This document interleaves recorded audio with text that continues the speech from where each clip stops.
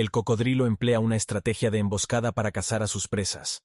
Acecha silenciosamente en el agua, con solo sus ojos y fosas nasales visibles, y cuando la presa se acerca, se lanza con una velocidad sorprendente. Con su mandíbula poderosa y afilados dientes, atrapa a su presa y la arrastra al agua.